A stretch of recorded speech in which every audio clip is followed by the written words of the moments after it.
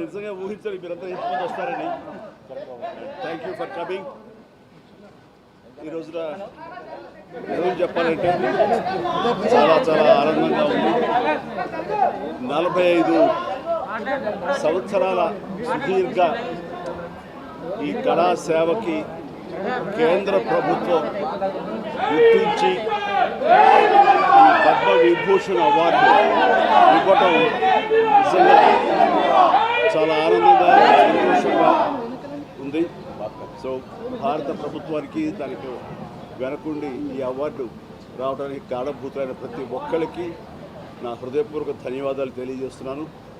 And ముఖ్యంగా ఈ award రావటం వెనుకాల నా కృషి, నా కళాసేవ ఈ సమాజానికి ఎంతో కొంత ఇతోధికంగా నేను చేసినటువంటి సేవలు ఇవన్నీ పక్కన పెడితే నన్ను గుండెలో పెట్టుకుని ఆదరించి ప్రేమించినటువంటి నా అభిమానులు, అలాగే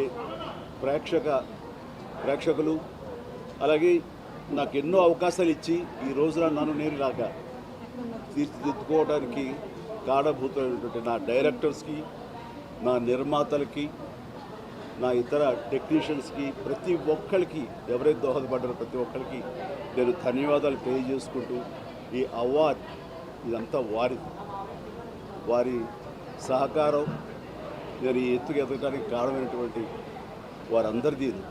కాబట్టి ఈ సందర్భంగా మరొకసారి నా సంతోషాన్ని తెలియజేసుకుంటూ నేను ధన్యవాదాలు తెలియజేసుకున్నాను. Thank you so much. ఏ టైంకి ఏం రావాలో అది వస్తుంది తప్ప అది రావాలని ఆశ పెడితే వచ్చేది కాదు. ఏమండి నిజంగా ఇది వారికి ఎంతైనా రావడం సముచితం, రావాలని నేను కూడా మనస్ఫూర్తిగా అభిలషిస్తున్నాను, రావాలని కోరుకుంటున్నాను. అది ప్రభుత్వ పరంగా చేస్తే కనుక త్వరితగతిన ఇది సహకారం అవుతుంది. అండ్ డెఫినెట్గా ఎంతైనా సరే అటు ఎంజీఆర్ గారికి వచ్చినప్పుడు వీరికి రావడం కూడా అంతకంత సముచితం అండ్ అది ఆనందదాయకం. దానికి నేను ఎదురు చూస్తుంటాను, నేను కోరుకుంటున్నాను రామారావు గారికి భారతరత్న రావాలి. ఏమా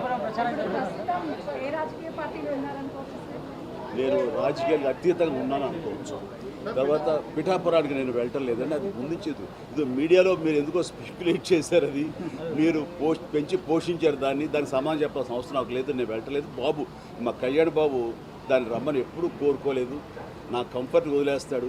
అండ్ తను బాగుండాలి, తన జీవితంలో అనుకుంది కొన్ని సాధించాలన్న అభిలషిస్తాను. నేను నాకు ఆశీస్సులు అందజేస్తాను. దానికి నేను తనతో పాటు నేను ఉన్నాను అని చెప్పేందుకు మొన్న ఒక వీడియో బయట ఇచ్చాను. అండ్ ఖచ్చితంగా మా తమ్ముడి యొక్క అభివృద్ధిని, మా తమ్ముడు రాజకీయంగా ఎదగటానికి ఎప్పుడు మా కుటుంబ సభ్యులు మేము మనస్ఫూర్తిగా మనసావాచా కోరుకుంటాం.